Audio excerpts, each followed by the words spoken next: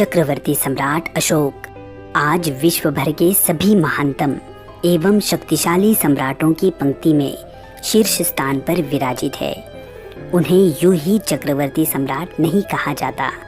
उनका साम्राज्य उत्तर में हिंदुकुश की श्रेणियों से लेकर दक्षिण में मैसूर तक, तो पूर्व में बांग्लादेश से लेकर पश्चिम में अफगानिस्तान, ईरान तक फैला हुआ था।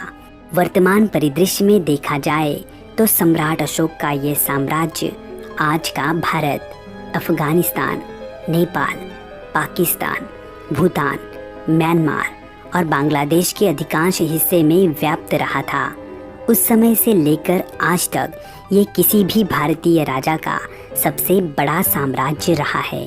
इसीलिए मौर्य साम्राज्य के ये तीसरे सम्राट भारत के आज तक के सबसे शक्तिशाली एवं महान सम्राट रहे हैं। इतने विशाल साम्राज्य को कुशलता से संभालने वाले सम्राट अशोक अपने कार्यक्षम प्रशासन के साथ साथ बौद्ध धर्म के वैश्विक प्रचार प्रसार के लिए भी दुनिया भर में प्रसिद्ध रहे। इसीलिए बौद्ध धर्म के इतिहास में गौतम बुद्ध के पश्चात सम्राट अशोक का स्थान बेहद ही महत्वपूर्ण माना जाता है। अपने शुरुआती जीवन में चंड अशोक के नाम से कुख्यात सम्राट अशोक अंत में धम्म की राह पर चलकर देवानाम प्रिय अशोक बने।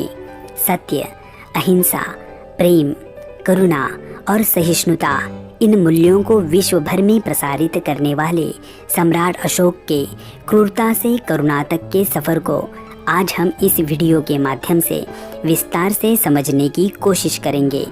तो आओ दोस्तों, शुरू करते हैं आज का ये वीडियो।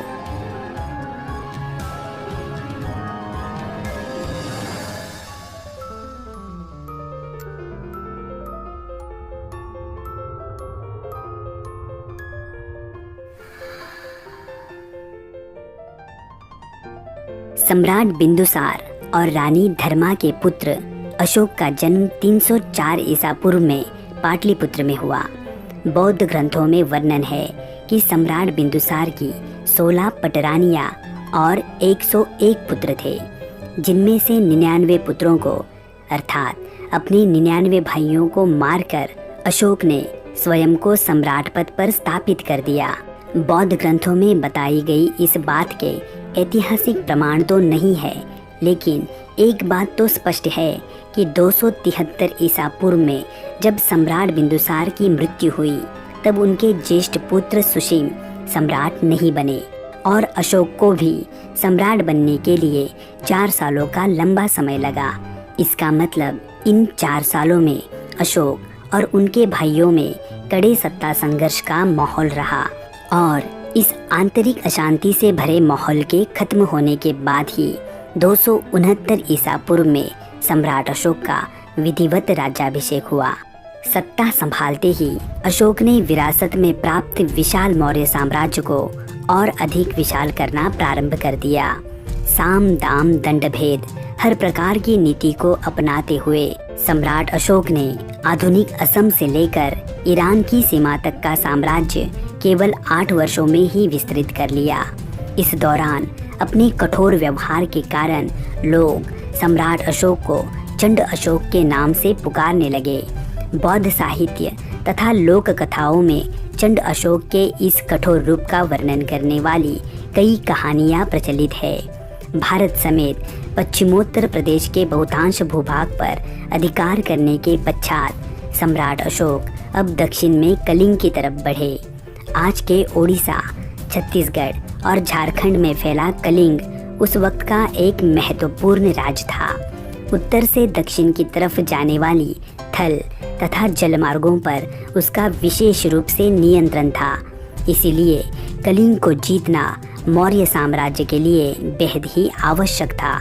सम्राट अशोक के 13वें अभिलेख से हमें ये पता चलता है कि राज्याभिषेक के 8 वर्ष पश्चात ही मगध और कलिंग के बीच युद्ध प्रारंभ हुआ। 261 ईसा पूर्व के आसपास सम्राट अशोक ने कलिंग के सेनापति कलिंगराज को आत्मसमर्पण कर मौर्य साम्राज्य में विलीन होने का आदेश दिया, लेकिन कलिंगराज ने अशोक के आदेश को ठुकरा दिया और परिणाम स्वरूप युद्ध प्रारंभ हुआ। अपनी आज़ादी और अस्तित्व की इस लड़ाई में कलिंग की सेना समेत आम जनता ने भी हिस्सा लिया और मौर्य सेना को कड़ी टक्कर दी। लेकिन विशाल मौर्य सेना और अशोक के दांवपेच के सामने कलिंग का पक्ष कमजोर पड़ने लगा। अंततः सम्राट अशोक के आदेश से मौर्य सेना ने बड़ी बेरहमी से युद्ध भूमि पर कत्ले आम मचा दिया। 13वें शिलालेख के अनुसार इस युद्ध में लगभग 1 लाख लोग मारे गए, 1.5 लाख लोग घायल हुए और लगभग उतने ही लोगों को निर्वासित किया गया। सम्राट अशोक ने इस युद्ध के परिणामों को जब अपनी आंखों से देखा तब उनके चेहरे पर जीत की खुशी की जगह निरर्थक संघर्ष का दुख तीव्रता से झलकने लगा। अनाथ बच्चे, विधवा औरतें और अपाहिज सैनिकों की वेदना को उन्होंने गहराई से महसूस किया। अपने किए पर उन्हें इतना पश्चाताप हुआ कि उन्होंने युद्ध क्रियाओं को सदा के लिए बंद कर देने का निश्चय कर लिया और कलिंग का युद्ध सम्राट अशोक के जीवन का अंतिम युद्ध साबित हुआ। यही से सम्राट अशोक ने अहिंसा तत्व को अपनाते हुए युद्ध की जगह बुद्ध के मार्ग का चयन किया। दिव्यावदान के अनुसार उपगुप्त नामक बौद्ध भिक्षु ने सम्राट अशोक को बौद्ध धर्म की दीक्षा दी और यही से सम्राट अशोक ने शिकार तथा पशु हत्या करना भी छोड़ दिया। उनका हृदय अब मानवता के प्रति दया और करुणा से भर गया। उन्होंने जन कल्याण के लिए अनेकों काम हाथ में लिए, जिसमें चिकित्सालय, पाठशालाएं, सड़कें और कुओं के निर्माण को उन्होंने प्राथमिकता दी। इसी के साथ सभी संप्रदायों के सन्यासियों को भी उन्होंने खुलकर दान दिए। अशोक के शासनकाल में ही पाटलिपुत्र में तृतीय बौद्ध संगीति का आयोजन किया गया। मोगली पुत्ततीस की अध्यक्षता में आयोजित इस बौद्ध संगीति में अभिधम्म पिटक नामक त्रिपिटक ग्रंथ की रचना हुई और बौद्ध धर्म के वैश्विक प्रचार के लिए बौद्ध भिक्षुओं को विभिन्न देशों में भेजा गया, जिनमें अशोक के पुत्र महेंद्र एवं पुत्री संघमित्रा भी सम्मिलित थे। महेंद्र ने श्रीलंका के राजा तिस्स को बौद्ध धर्म की दीक्षा दी और बौद्ध धर्म श्रीलंका का राजधर्म बन गया। स्वयं सम्राट अशोक ने भी धर्म यात्राओं के माध्यम से धम्म का प्रचार किया। उन्होंने अपने अभिषेक के 10वें वर्ष बौद्ध गया की यात्रा की तो अपने अभिषेक के 20वें वर्ष लुम्बिनी ग्राम की यात्रा की। इसी के साथ विभिन्न धार्मिक संप्रदायों के बीच बढ़ रहे द्वेष भाव को मिटाकर धर्म की एकता स्थापित करने के लिए उन्होंने अपने अभिषेक के 13वें वर्ष धर्म महापात्र नामक पदाधिकारियों का एक वर्ग बनाया।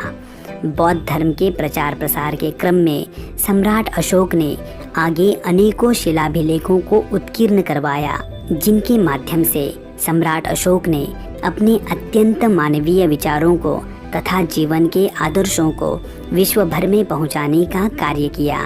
उन्होंने अपने 37 वर्ष के शासनकाल में लगभग 40 अभिलेखों का निर्माण करवाया, जिन्हें ब्राह्मी, खरोष्टी तथा आर्मेयिक ग्रीक लिपियों में लिपिबद्ध किया गया है।